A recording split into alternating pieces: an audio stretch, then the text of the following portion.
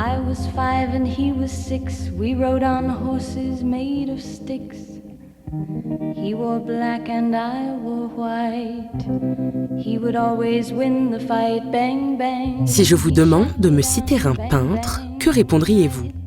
Vous me direz peut-être Klein, peut-être Dali, Miro ou encore Bacon. Mais rarement vous citerez un nom de femme. Les femmes, dans notre esprit, ce sont souvent les muses, les modèles.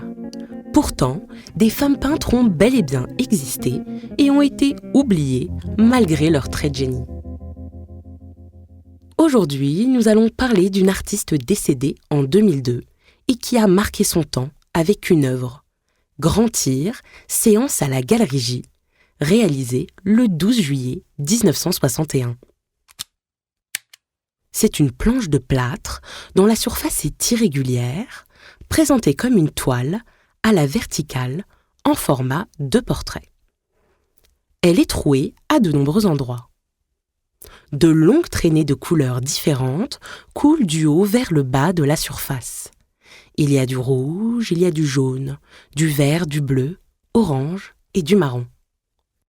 Cette œuvre est le résultat de tirs sur des poches de peinture réalisées par l'artiste qui a appris à tirer à la carabine avec son grand-père. C'est une œuvre de Niki de Saint-Phal, une vraie rebelle et artiste non conformiste. Après une carrière de mannequin chez Vogue, Life et Elle, Niki de Saint-Phal décide de devenir artiste sans aucune formation, mais suite à des échanges et des rencontres. Elle intègre le cercle des nouveaux réalistes. Les tirs deviennent un vrai phénomène et sont diffusés à la télévision à travers le monde. Une femme qui tire à la carabine plutôt que de manier le pinceau, c'est bien étrange. En 1961, dans une exposition Feu à volonté, elle invite les visiteurs à tirer. Elle démolit le concept classique de peinture. Ces œuvres de tir viennent totalement remettre en question la pratique de la peinture grâce à la performance. Il n'y a aucune maîtrise de la peinture ici.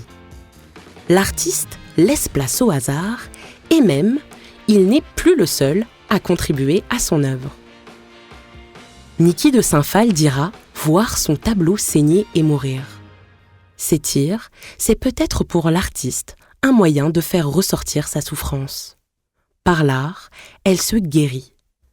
Plus tôt dans sa vie, après une dépression nerveuse, elle est internée en hôpital psychiatrique.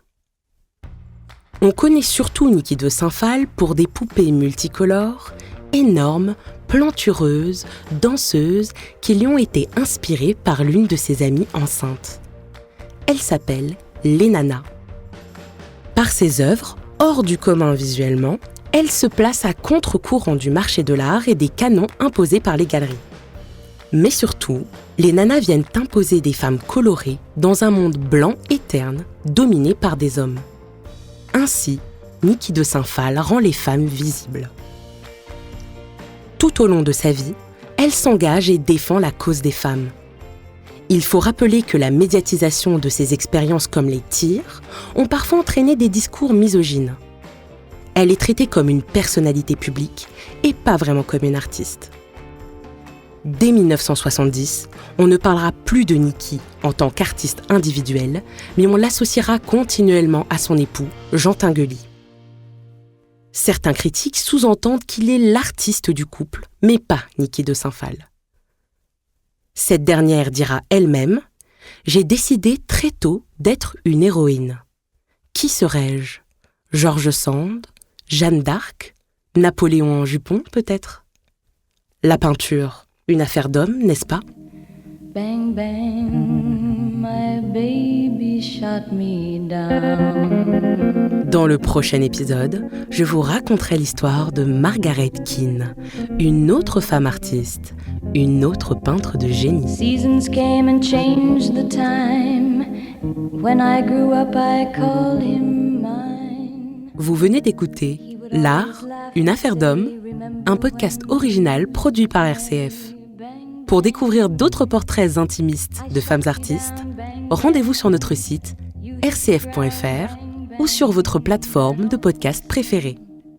N'hésitez pas à faire connaître le podcast autour de vous en le commentant, le partageant ou en laissant des petites étoiles sur les plateformes. Et puis, il y a aussi nos autres podcasts RCF, pour les enfants et leurs parents. Zeus et compagnie, le podcast sur les divinités grecques, ou Quand je serai grand, les histoires fabuleuses des grands explorateurs. Bonne écoute et à très bientôt pour un nouveau voyage sonore et culturel.